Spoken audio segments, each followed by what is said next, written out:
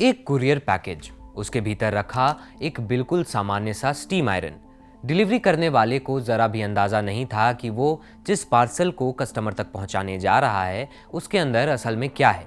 जब गोवा पुलिस ने इस कंसाइनमेंट को इंटरसेप्ट किया और पैकेज खोला तो स्टीम आयरन के निचले हिस्से से कुछ ऐसा निकला जिसने सबके होश उड़ा दिए। उसमें ड्रग्स थे। ड्राइवर की भूमिका सिर्फ पार्सल पहुंचाने तक सीमित थी, लेकिन स्मगलर्स ने कुरियर नेटवर्क का इस्तेमाल अपने अवैध कारोबार के लिए ज़रूर कर लिया था। ये सिर्फ एक पार्सल में ड्रग्स छिपाने का मामला नहीं, बल्कि इस बात का संकेत है कि ड्रग्स तस्कर अब आम लॉजिस्टिक्स नेटवर्क को अपने सिंडिकेट का हिस्सा बना रहे हैं। मामले की गंभीरता को देखते हुए गोवा पुलिस ने 75 से ज़्यादा कुरियर और पोस्टल सेवा के रिप्रेजेंटेटिव्स को बुलाकर एक अवेयरनेस मीटिंग की। एंटी नार्कोटिक्स सेल ने कंपनियों को चेतावनी दी कि तस्कर अब पार्सल, डिलीवरी वैन्स और यहाँ तक कि अनजान डिलीवरी कर्मचारियों का इस्तेमाल भी ड्रग्स पहुँचाने के लिए कर सकते हैं। ये सभी बातें बताई गई हैं इंडियन एक्सप्रेस से जुड़े पवनीत सिंह चड्ढा की रिपोर्ट में। तो आखिर तस्करों का ये नया नेटवर्क कैसे काम कर रहा है और कुरियर सिस्टम का इस्तेमाल करने के लिए वो कौन सी चालें अपना रहे हैं, चलिए विस्तार से समझते हैं इस वीडियो में। नमस्कार, मेरा नाम वरुण है और आप देख रहे हैं जिस्ट। इस तरीके में सबसे पहले कस्टमर ड्रग्स के लिए ऑनलाइन पेमेंट करता है। इसके बाद उसे किसी घर या दुकान का सीधा पता नहीं दिया जाता, बल्कि एक जीपीएस लोकेशन या कोऑर्डिनेट्स भेजे जाते हैं। दूसरी तरफ ड्रग सप्लायर पार्सल को कुरियर या पोस्टल नेटवर्क के जरिए उस लोकेशन तक पहुंचाने की व्यवस्था करता है। डिलीवरी पार्टनर को ये एक नॉर्मल डिलीवरी ही लगती है। उसे ये जानकारी नहीं होती कि पैकेज के अंदर क्या है। पार्सल तय जगह तक पहुंचाने के बाद कस्टमर वहां से उसे उठा लेता है। इस तरीके को डेड ड्रॉप मेथड कहा जाता है। इस पूरे नेटवर्क में सबसे अहम बात यह है कि खरीदार और सप्लायर को एक दूसरे के सामने आने की ज़रूरत नहीं पड़ती। डिलीवरी पार्टनर भी अक्सर पूरी तरह अनजान रहता है। यानी तस्करी के इस मॉडल में 3 अलग अलग कड़ियाँ होती हैं, लेकिन उनके बीच सीधा संपर्क बहुत कम होता है। यही वजह है कि पुलिस के लिए इस नेटवर्क को तोड़ना और भी मुश्किल हो जाता है। अगर कोई पार्सल रास्ते में पकड़ा भी जाता है तो उसमें शामिल डिलीवरी पार्टनर के पास अक्सर ड्रग्स के बारे में कोई जानकारी नहीं होती। दूसरी तरफ फर्जी नाम, अधूरी जानकारी और अलग अलग जगहों से की गई बुकिंग असली सप्लायर तक पहुंचने की प्रक्रिया को और भी मुश्किल बना देती है। गोवा पुलिस के मुताबिक तस्कर अब ड्रग्स को ऐसी चीज़ों के भीतर छिपा रहे हैं जिन्हें देखकर किसी को शक न हो। हाल ही में स्टीम आयरन के भीतर हशीश यानी चरस छिपाकर भेजने का मामला सामने आया। इसके अलावा किताबों के भीतर एलएसडी ब्लॉटर्स छिपाने और सामान्य पैकेजिंग में कोकेन जैसे ड्रग्स भेजने के तरीके भी जांच एजेंसियों के सामने आए हैं। यानी चुनौतियां सिर्फ ये पता लगाना नहीं है कि पार्सल में ड्रग्स हैं या नहीं।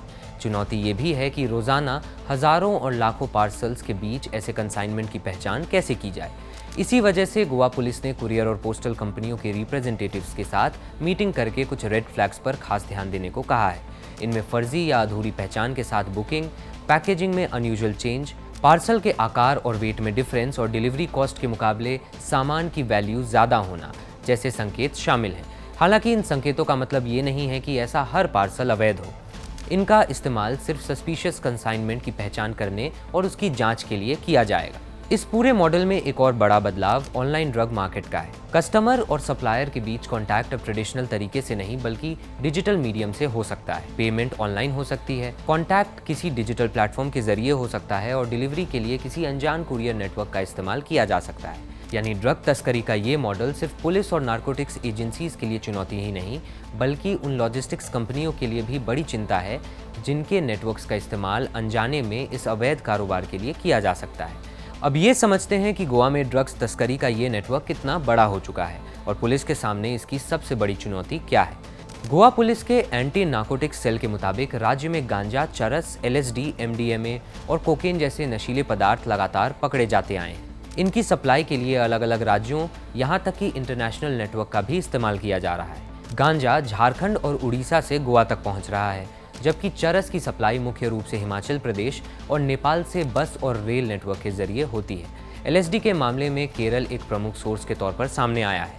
इसे लगेज और किताबों के भीतर छिपाकर गोवा तक पहुंचाने के मामले सामने आए हैं। कोकेन का नेटवर्क इससे भी ज़्यादा बड़ा और इंटरनेशनल है। इसकी सप्लाई साउथ अमेरिकी देशों से समुद्री रास्ते और शिपिंग कंटेनर्स के जरिए भारत पहुंचती है, जिसके बाद इसे दिल्ली या कर्नाटक के रास्ते गोवा तक भेजा जाता है। लेकिन सिर्फ सप्लाई रूट ही नहीं बदले हैं, ड्रग्स की डिलीवरी और बिक्री का तरीका भी तेजी से बदल रहा है।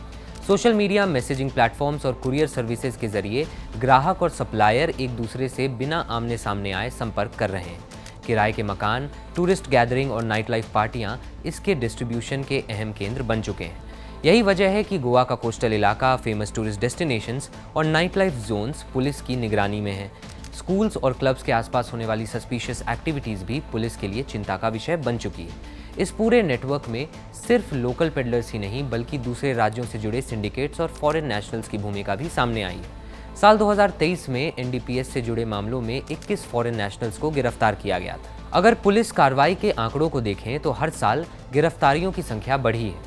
2023 में 140 मामलों में 166 लोगों को गिरफ्तार किया गया। 2024 में 162 मामलों में 192 लोग, 2025 में 163 मामलों में 213 आरोपी, वहीं 2026 में 12 अगस्त तक 122 मामलों में 135 गिरफ्तारियां हो चुकी हैं। यानी एक तरफ पुलिस की कार्रवाई बढ़ रही है, लेकिन दूसरी तरफ तस्करों का नेटवर्क भी ज़्यादा संगठित और कॉम्प्लेक्स होता जा रहा है। और यहीं सबसे बड़ा सवाल सामने आता है कि अगर तस्कर लगातार अपने तरीके बदलते हैं तो क्या हमारी लॉजिस्टिक्स और कानूनी प्रक्रिया उसी रफ्तार से बदल रही है? अब ये समझते हैं कि हमारे सुरक्षा तंत्र में आखिर वो कौन सी बुनियादी खामी है जिसका फ़ायदा उठाकर ड्रग्स तस्कर खुलेआम कुरियर नेटवर्क का फ़ायदा उठा रहे हैं। अगर एयरपोर्ट्स और कुरियर सॉर्टिंग सेंटर्स की सिक्योरिटी की तुलना करें तो ज़मीन आसमान का अंतर नज़र आता है। एयरपोर्ट्स पर सामान की सख्त एक्सरे स्क्रीनिंग होती है, स्निफर डॉग्स तैनात रहते हैं और कई लेवल्स पर ज़रूरी सिक्योरिटी जांच होती है। इसके उलट कुरियर सॉर्टिंग सेंटर्स में ऐसी वाइड स्क्रीनिंग फैसिलिटी मौजूद नहीं है। भारत में हर दिन लाखों पार्सल्स एक शहर से दूसरे शहर भेजे जाते हैं। ऐसे में हर पैकेट को स्कैन करना या उसकी फिजिकल जांच करना मौजूदा इंफ्रास्ट्रक्चर के साथ लगभग असंभव है। यही वो बड़ा गैप है जिसका फ़ायदा तस्कर उठा रहे हैं। दूसरी बड़ी चुनौती है एक सख्त रेगुलेटरी फ्रेमवर्क का अभाव। गोवा पुलिस के एक वरिष्ठ अधिकारी के मुताबिक प्राइवेट कुरियर सर्विसेज की निगरानी के लिए स्पष्ट और अनिवार्य व्यवस्था का न होना उनके सामने बड़ी चुनौती है। इंडियन पोस्ट जैसी सरकारी नेटवर्क में कुछ नियम और प्रक्रियाएं लागू हैं, लेकिन निजी कुरियर कंपनियों के लिए नशीले पदार्थों के मैंडेटरी स्क्रीनिंग के लिए कोई स्पष्ट कानूनी प्रावधान नहीं है। ग्राहकों के केवाईसी के नियम जरूर हैं, लेकिन उनका पालन एक अलग सवाल है। इस सिचुएशन से निपटने के लिए गोवा पुलिस ने फिलहाल एक व्यवहारिक कदम उठाया है। 75 से ज़्यादा कुरियर सर्विस और पोस्टल कंपनीज के रिप्रेजेंटेटिव्स के साथ अवेयरनेस मीटिंग की गई है और सस्पिशियस पार्सल की तुरंत सूचना देने के लिए एक व्हाट्सएप ग्रुप बनाया गया है। कोस्टल एरियाज, स्कूल्स और क्लब्स के आसपास आने वाले सस्पिशियस पैकेट्स की जानकारी देने और मानस हेल्पलाइन यानी 1933 पर रिपोर्ट करने के निर्देश दिए गए हैं। हालांकि फिलहाल ये व्यवस्था कंपनियों से सहयोग पर टिकी हुई है और इसे लेकर कोई लीगल ऑब्लिगेशन नहीं है। लेकिन ये समस्या सिर्फ गोवा तक सीमित नहीं है। कुरियर और डेड ड्रॉप के जरिए ड्रग तस्करी का ये तरीका देश के अलग अलग हिस्सों में सामने आ रहा है। गोवा ने कुरियर कंपनियों को औपचारिक रूप से बुलाकर सतर्क करने की पहल जरूर की है, लेकिन सिर्फ अवेयरनेस कैंपेन या मीटिंग इस बढ़ते नेटवर्क को रोकने के लिए काफ़ी नहीं होंगी, क्योंकि अब ड्रग स्मगलिंग सिर्फ सड़कों, सीमाओं या समुद्री रास्तों की समस्या नहीं रह गई है, बल्कि ये रोज़मर्रा के लॉजिस्टिक्स नेटवर्क के भीतर भी जगह बना चुकी है। ये कहानी सिर्फ नशीले पदार्थों के पकड़े जाने की नहीं बल्कि उस सिस्टम की भी है जो इतने बड़े इलीगल बिजनेस को हमारी नज़रों से छिपाकर चलने की जगह देता है। इस पूरे नेटवर्क में सबसे कमज़ोर कड़ी वही कुरियर डिलीवरी पार्टनर है जिसे इस कारोबार की कोई जानकारी नहीं होती।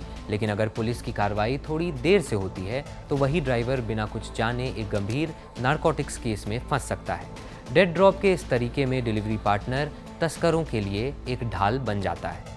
सबसे बड़ी समस्या ये है कि एयरपोर्ट्स और दूसरे सेंसिटिव ट्रांसपोर्ट नेटवर्क्स की तरह प्राइवेट कुरियर सर्विसेज के लिए ड्रग स्क्रीनिंग का कोई सिस्टम मौजूद नहीं है, लेकिन टेक्नोलॉजी के जरिए इस गैप को काफ़ी हद तक कम किया जा सकता है। बड़े सॉर्टिंग सेंटर्स पर पैकेट स्क्रीनिंग, बेहतर ट्रैकिंग सिस्टम, स्ट्रिक्ट केवाईसी और सस्पिशियस कंसाइनमेंट के रियल टाइम रिपोर्टिंग जैसे कदम उठाए जा सकते हैं।